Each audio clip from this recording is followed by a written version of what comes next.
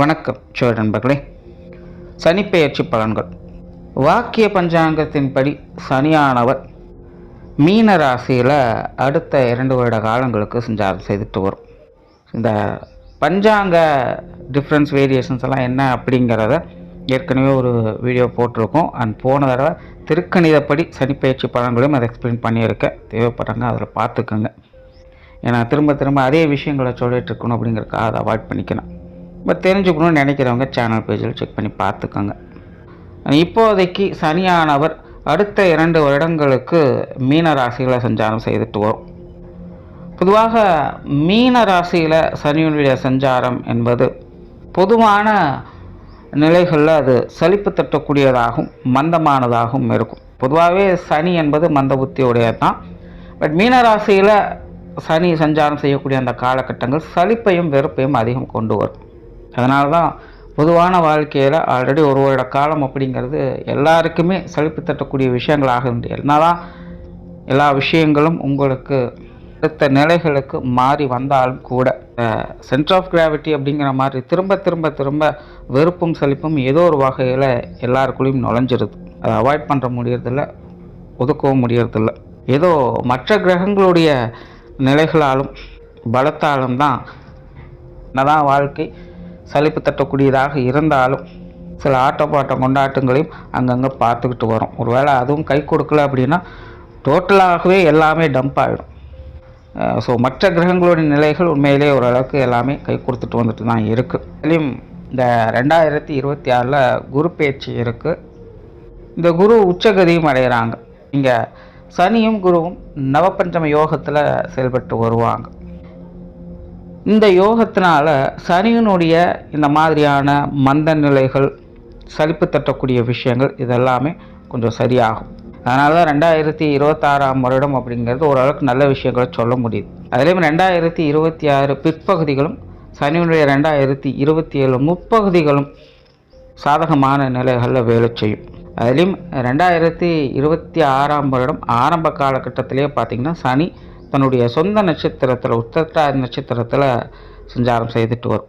So இதுவும் ஒரு ப்ளஸ்ஸாக தான் இருக்குது. அதனால் அந்த 2025 இருந்த மாதிரியான டிப்ரெஷன், டென்ஷன், பயம் போன்ற விஷயங்கள்லாம் இருக்காது. அது சனினால் அந்த தொந்தரவுகள் அப்படிங்கிற பெருமளவில் பாதிக்கப்படாது. அதனால் இந்த சனிப்பெயர்ச்சி மிச்சம் இருக்கக்கூடிய 2 வருட காலங்கள் அப்படிங்கிறது சனியினால் பாதிப்புகள் அப்படிங்கிறது குறைவாகத்தான் இருக்குது. இதனால் எல்லா ராசிகளுக்குமே இந்த சனியினுடைய நிலை அப்படிங்கிறது ஓரளவுக்காவது சாதகமான நிலைகளாக வேலை செஞ்சுட்டு இருக்கும். சுருக்கமாக சொன்னால் சனியை பொறுத்த வரைக்கும் அடுத்த 2 வருட காலங்கள் கண்டிப்பு அப்படிங்கிறது இருக்கும், தண்டிப்பு அப்படிங்கிறது இருக்காது. அதனால் இந்த சனி பயிற்சியை பொறுத்த வரைக்கும் ஒரு சாதகமான பயிற்சி அப்படின்னு பொதுவான வகையில் எடுத்துக்கலாம். இயற்கை சார்ந்த விஷயங்களில் சனியினால் மழை வளம் அப்படிங்கிறது நல்லா இருக்கும். இந்த இம்போர்ட் எக்ஸ்போர்ட் சார்ந்த விஷயங்கள்லாம் 2025 ரொம்பவுமே பாதிக்கப்பட்டது. அதெல்லாமே இந்த வருடங்களில் ஓரளவுக்கு எல்லாமே சால்வ் ஆகி நல்ல விஷயங்களை எட்டு பிடிக்கும். லாகரி வஸ்துக்களுடைய புழக்கங்கள் கொஞ்சம் குறைய ஆரம்பிக்கும். சுப விரயங்கள் அப்படிங்கிற இந்த காலகட்டங்களில் பொதுவாக எல்லாருக்கும் அதிகரிக்கும். அது அனாவசிய செலவுகள் போய் அத்தியாவசியங்களுக்காக செலவு செய்யக்கூடிய அமைப்புகள் அரசாங்க ரீதியாகவோ உலக பொருளாதார ரீதியாகவோ உண்டாகும். சுப காரியங்களில் இந்த திருமண தடைகள் என்பது அகலும். அதெல்லாம் தனக்கெல்லாம் இனிமேல் திருமணமே நடக்காது அப்படின்னு நினச்சவங்களுக்கு கூட திருமண பந்தத்தை ஏற்படுத்தி கொடுக்கும். திருமண தோஷம் ஏதாவது இருக்குது அப்படின்னா அதற்கான பரிகாரங்களை செஞ்சுட்டு வாங்க. கண்டிப்பாக இந்த காலகட்டங்கள் ஏதோ ஒரு வகையில் நன்மைகளை சேர்க்கும். அப்புறம் இந்த சொத்து சுகங்கள், இந்த அசட் ரீதியான விஷயங்களும் கல்வி ரீதியான விஷயங்களும் நிறைய மாற்றங்கள் ஏற்படக்கூடிய ஒரு காலகட்டமாகவும் இருக்கும். அது ஃப்யூச்சரில் நல்ல வளர்ச்சியை கொடுக்கக்கூடிய நிலைகளில் அந்த மாற்றங்களானது ஏற்படும்.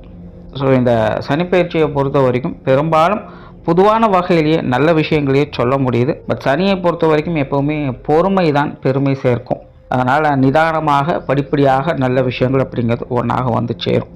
இனி அடுத்தது உங்களுடைய ராசி மற்றும் லக்னங்களுக்கு இது என்ன மாதிரியான மாற்றங்களையும் என்ன மாதிரியான சாதக பாதகமான பலன்களை கொடுக்குது அப்படிங்கிறத பற்றி பார்க்கலாம். நீங்கள் சொல்லக்கூடிய விஷயங்கள் எல்லாமே ராசி ரீதியாகவும் பொருந்தும், லக்ன ரீதியாகவும் முழுமையாக பொருந்தும். இனி மேற்கொண்டு உங்களுக்கான பலன்கள் பார்க்கலாம். இந்த வீடியோ உங்களுக்கு பிடிச்சிருந்ததுன்னா லைக் பண்ணுங்கள், மற்றவங்களுக்கும் ஷேர் பண்ணுங்கள். சப்ஸ்கிரைப் பண்ணாதவங்க சப்ஸ்கிரைப் பண்ணிக்கோங்க. கடக ராசி, கடக லக்னம். கடகத்தை பொறுத்த வரைக்கும் 9ஆம் இடத்துல இந்த சனியினுடைய சஞ்சாரம் என்பது இருக்குது. எல்லா பஞ்சாங்கங்களின் அடிப்படையிலையும் இந்த அஷ்டமச்சனி அப்படிங்கிறது இனி முழுமையாக விலகுது. அதனால் கடகராசி கடக லக்னத்தை பொறுத்த வரைக்கும் இனி அஷ்டமச்சனியோட தாக்கம் அப்படிங்கிறது பெருசாக இருக்காது. பொதுவாக சனியை பொறுத்த வரைக்கும் கடகராசி கடக லக்னத்திற்கு 7ஆம் இடத்திற்கும் 8ஆம் இடத்திற்கும் அதிபதியாக வரக்கூடியவங்க. பொதுவாக கடகத்திற்கு நிறைய மாற்று கருத்துக்கள் எதிர்கருத்துக்களை உண்டாக்கக்கூடிய ஒரு கிரகம் அப்படின்னும் இந்த சனியை சொல்லலாம். ஸோ இது கடகத்தை பொறுத்த வரைக்கும் எப்போவுமே ஒரு கான்ட்ரவர்சியான விஷயங்கள் இது கொண்டு வந்துக்கிட்டே இருக்கும். மாதிரியான பய உணர்வையும் தயக்க உணர்வையும் இது அதிகமாக ஏற்படுத்திக்கிட்டே இருக்கும். ரொம்பவுமே மந்த புத்தியை கொடுத்துரும். அது சனி என்பவர் பொதுவாகவே மந்தம் தான். இது எல்லா ராசிகளுக்குமே அவர் செய்கிறது தான். ஆனால் கடகம் அப்படிங்கும் பொழுது இந்த மந்தத்தன்மை அப்படிங்கிறது இன்னும் கூடுதலாக வேலை செய்யும். ரொம்பவுமே டிஸ்ட்ராக்ட் பண்ணி விட்டுடுவாங்க. கண்ணை கட்டி காட்டில் வர்றது அப்படின்னு சொல்லுவாங்க. கிட்டத்தட்ட அந்த மாதிரியான ஒரு நிலையை இந்த சனியானது எப்போவுமே கடகத்துக்கு செய்யும். ஸோ இந்த சனியினுடைய மாற்றத்தால் இந்த மாதிரியான தொந்தரவுகள் அப்படிங்கிறது இனி பெருசாக இருக்காது. ஸோ கடகராசி கடக லக்னக்காரங்க இனி கொஞ்சம் ஸ்டெபிள் ஆகிப்பாங்க. ஆனால் கவனம் இருக்கட்டும், சனியினால் பெருசாக தொந்தரவுகள் இல்லையே தவிர மற்ற கிரகங்களுடைய நிலை அப்படின்னு பார்க்கும் பொழுது இது பெரிய அளவில் ஏற்ற இறக்கங்களோடு தான் செயல்பட்டுக்கிட்டு இருக்குது.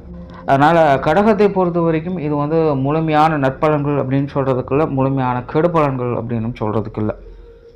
கொஞ்சம் ஸ்ட்ரெஸ் ஃப்ரீயாக இருப்பாங்க, அதை வேணால் கிளியராக சொல்லலாம். முன்னாடி அந்த குழப்ப நிலைகள், டென்ஷன் போன்ற விஷயங்கள்லாம் இருக்காது. ஒரு சரியான முடிவுகளை எடுக்க முடியும். அடுத்த காரியங்களை நோக்கி நகர ஆரம்பிப்பாங்க. இதுவாக இருந்தாலும் இந்த கிணத்துல போட்ட கல் மாதிரி இருக்க வேண்டிய அவசியம் கிடையாது. அந்த தேவையில்லாத பயம், பதட்டம் போன்ற விஷயங்கள்லாம் இனி இருக்காது.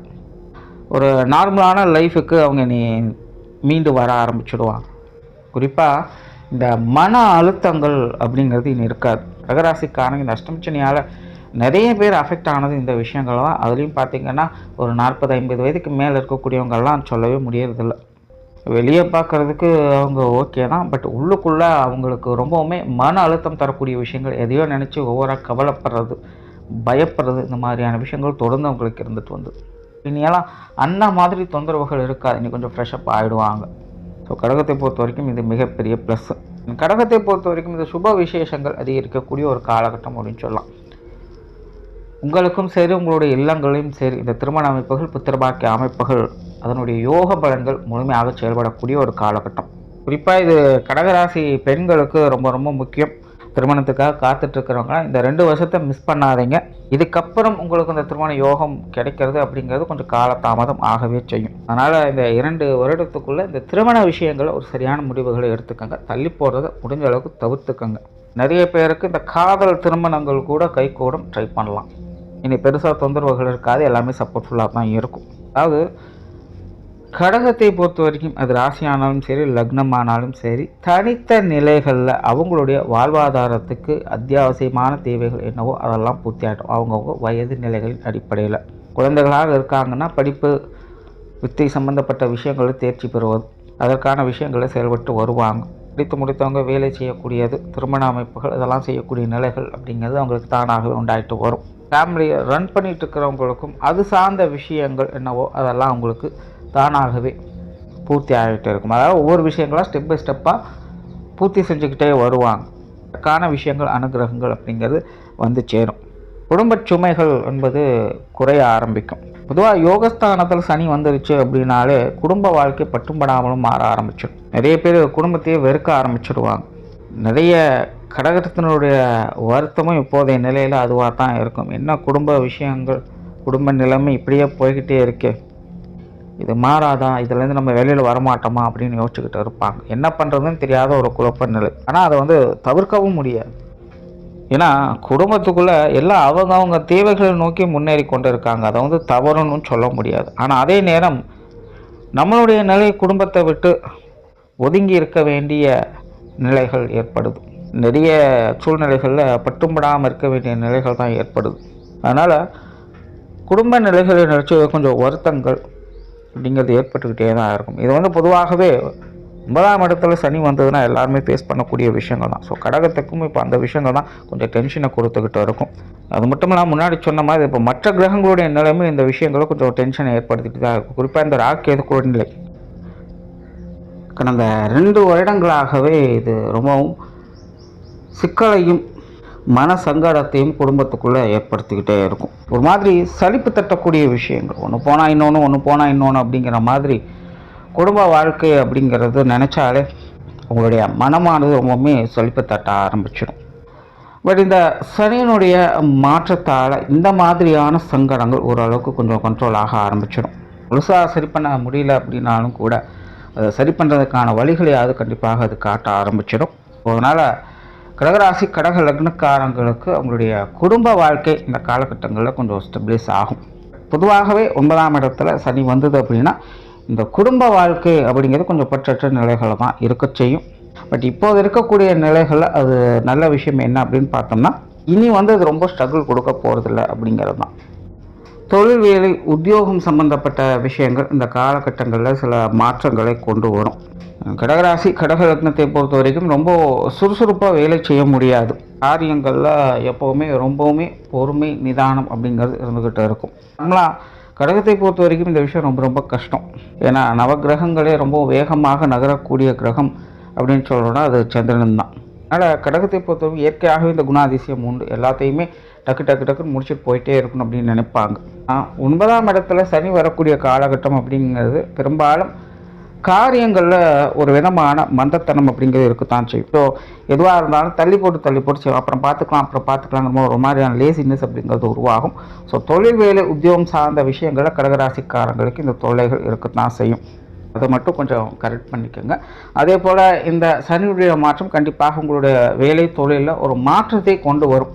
இப்போ இருக்கிற விஷயத்தை வேற ஒரு விஷயமாக மாற்றுறதுக்கு, அதில் புதுசாக ஏதாவது ஒரு விஷயத்தை இம்ப்ளிமெண்ட் பண்ணுறதுக்கு, அடிஷ்னலாக சில வேலைகளை செய்கிறது, இந்த மாதிரியான சில மாற்றங்களை உங்களுடைய தொழில் வேலை உத்தியோகத்தில் அது கொண்டு வந்து சேர்க்கும். நிறைய பேருக்கு இன்னொருத்தரோட வேலைகளும் சேர்ந்து செய்கிற மாதிரியான சூழ்நிலைகள் கூட ஏற்படலாம். பட் அந்த விஷயங்கள் எல்லாம் நன்மைக்கு அப்படிங்கிற வகையிலேயே நடைபெற்று வரும். வெளியூர் மற்றும் வெளிநாடு சம்பந்தப்பட்ட விஷயங்கள் சாதகமாகவே இருக்கும். பெரும்பாலும் தொழில் வேலை உத்தியோகம் வரும்போது கூட இருக்கிறவங்களை மட்டும் பகிர்ச்சிக்காதீங்க. போல் மற்றவங்க சொல்கிறாங்க அப்படிங்கிறத முழுமையாக நம்பி எந்த ஒரு காரியத்திலும் ஈடுபட வேண்டாம். ஏன்னா உங்கள் மூலமாக அவங்க பயன்பெறுவாங்க, ஆனால் உங்களுக்கு பிரயோஜனம் இல்லாமல் மாறிடும். இந்த மாதிரியான விஷயங்கள் காரியங்களும் இந்த கடகராசி கடகலக்னக்காரங்க கொஞ்சம் கவனம் எடுத்துக்கோங்க. பொருளாதாரம் சார்ந்த விஷயங்களும் கிட்டத்தட்ட அப்படி தான். ஆல்ரெடி கடகராசி கடகலக்னத்தை பொறுத்த வரைக்கும் இந்த பொருளாதார நிலைகள் ஓரளவுக்கு தாக்கு பிடிச்சிட்டு இருக்காங்க அப்படின்னு சொல்லலாம். பட் இந்த சனியோட மாற்றத்துக்கு பிறகு இந்த பொருளாதார நிலைகள் அப்படிங்கிறது நிறைய ஏற்றத்தாழ்வுகள் அப்படிங்கிறது உண்டாகும்.